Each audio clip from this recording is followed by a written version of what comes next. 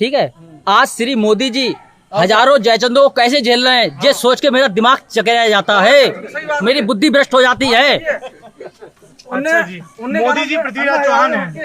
अरे रुक जाओ यार, आप एक एक करके सुनो ना। आप मोदी राजा तो वो भी राजा थे, ये भी राजा है। राजा है। हाँ। अच्छा, तो जयचंद कौन है? जयचंद देश का गद्दार था। देश का गद्दार था। तो आज की तारीख में जयचंद कौन लगते हैं आपको? मेरे हिसाब से जो भी आज देश विरोधी बातें कर रहे हैं, जो देश में दंगे करवा रहे हैं, जो वो जाहिर सी बात है देश विरोधी, वो ठीक है, देश के राक्षस हैं वो लोग। देश के राक्षस कौन करवा रहा है दंगे? वो तो दुनिया देख रही है भाई साहब, मैं क्या, संसार देख रहा है कौन करवा रहा है कौन नहीं करवा रहा है। संसार देख रहा है कहाँ मारा काटी हो रही, कहाँ क्या हो रहा है, सब देख रहे हैं। वो तो मैं क्या देख रहा हूँ, मैंने कहा ना धरती पे संसार देख रहा है। फर्क इतना है, ये मुंह खुलने के लिए बना है, लेकिन संसार मुंह बंद करने के लिए बना है। फर्क इतना है, मुझे मृत्यु का भय नहीं है। क्यों? मृत्यु प्रभु के हाथ में है, किसी मनुष्य के हाथ में नहीं है। नाम क्या है आपका? मेरा नाम है अनूप कुमार कश्यप उर्फ केवट। माँ भारती का लाल हूँ मैं, माँ भारती का लाल। और देश के लिए 1000 लोगों को प्राण ले सकता हूँ, और समय आने पर अपने पूरे परिवार को मरवा सकता हूँ। अनूप नाम बताया। हाँ, अनूप कुमार कश्यप। आप मुझसे नाराज हैं क्या? आपसे नाराज नहीं हो, दिल में मेरे आग भरी हुई है। अच्छा। मेरा देश जल गया, पीड़ा में तकलीफ है। आज मेरी आंखों के सामने मेरा देश जल गया है। लाल किला हिंसा ये क्या है? CNRC प्रदर्शन ये क्या है?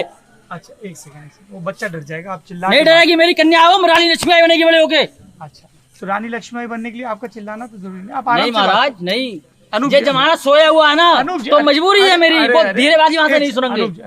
आपने कहा ये लोग फालतू बात कर रहे हैं, मेरी तरफ आओ। आपने आराम से ही कहा। हाँ भाई साहब, सॉरी उसके लिए। अरे सुन तो लीजिए ना। आपने कहा मैंने उन दो नेताओं की बात बीच में रुकवा दी, आपकी तरफ कैमरा आ गया। आराम से अपनी बात कहिए। मुझे मीडिया पर प्रचार नहीं करना है। अरे तो फिर आपने कैमरा क्यों बुलाया? मैंने कैमरा इसलिए बुलाया है, केवल जो मेरे पीड़ा है, जो मेरे अंदर दर्द है, वो और लोगों तक पहुंचे, वो जागरूक हो इन चीजों से। बस सिर्फ इसलिए। लोगों को मार भी सकते हो। हाँ, जरूर समय आने पे अगर मेरे देश को हानि पहुंचाएगा, मेरे देश को मेरे सामने को हानि पहुंचाएगा, मैं हथियार जरूर उठाऊंगा। भगवान श्री कृष्ण ने जवाब कही है, हे अर्जुन तू उठ, हे अर्जुन तू उठ और धर्म युद्ध कर। ठीक है। पर ये बताइए कि जो मैंने जो पढ़ाई की है, थोड़ा बहुत देखा है, इस देश में संविधान है। संविधान है? लॉ अबाइडिंग फोर्सेज हैं, जिनको हम पुलिस कहते हैं। भाई साहब हम 5वीं तक पढ़े हुए, इसलिए हमसे आप हिंदी में ही बात करेंगे। ठीक है। इसीलिए मैंने कहा ना कि जिसको हम पुलिस कहते हैं, मैंने खुद करेक्ट कर लिया आपको। तो पुलिस है, कोर्ट कचहरी है।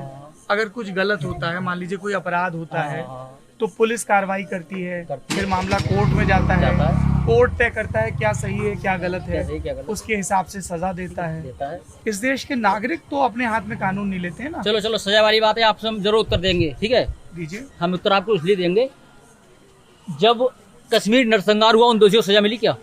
कश्मीर में नरसंहार हुआ, उन दोषियों को सजा मिली? कौन सा नरसंहार? कश्मीर नरसंहार जो हुआ था, कश्मीर में जो कश्मीरी पंडितों के साथ जो हुआ था वहाँ पे जी, उन दोषियों को सजा मिली क्या? जिन लोगों ने वो करवाया था, क्या वो जमीन में घुस के करवा, उन्हें देख ही नहीं पाया क्या? या वो मतलब कांड करके गायब हो गए वो, उसकी तरह, मिस्टर इंडिया की तरह?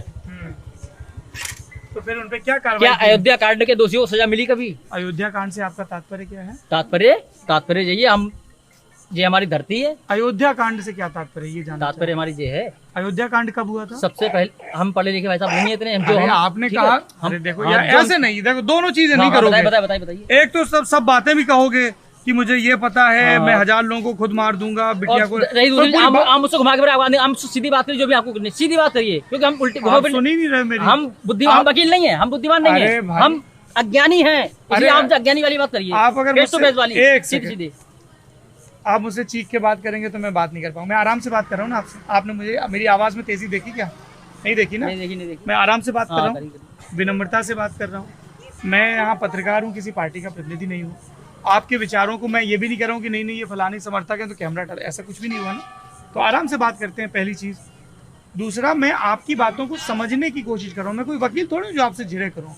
तो अगर आप कोई एक बयान देंगे, उसको हज़ारों लाखों लोग देखेंगे, तो मेरी एक जिम्मेदारी है ना कि मैं उसको समझूं। और अगर कोई चीज़ संविधान सम्मत नहीं है या फैक्चुअली तथ्य के आधार पर गलत है, तो मैं आपको टोकूं। ऐसा नहीं है ना कि कैमरे के सामने एक बात सुनिए, कैमरे के सामने कोई कुछ भी बोल देगा, हम नहीं जाने दे सकते ना। सही बात है आपकी। अगर हम ये कहते हैं लोगों को कि लल्लन टॉप पे कोई कुछ भी बोलता है आके, तो हम कट नहीं लगाते हैं जब तक वो गैर कानूनी ना हो, गलत ना हो। तो वहाँ पे मैं आपसे ये कह रहा हूँ, जैसे आपने कहा कि कश्मीर में नरसंहार हुआ, ये सत्य बात है। 80 के दशक के उत्तरार्ध से कश्मीर में आतंकवाद बढ़ा और उसके बाद आतंकवादियों के फरमान पे और जब वहाँ पे जगमोहन उपराज्यपाल थे, अब मैं तथ्य बता रहा हूँ, आप मुझे 2 सेकंड खारिज कर सकते हो, आप पढ़ लीजिए, पूरी बात सुन लीजिए। वहाँ पे बड़े पैमाने पे कश्मीरी पंडितों ने पलायन किया, वो आज भी शरणार्थी शिविरों में और बुरी स्थिति में जीने के लिए मजबूर हैं।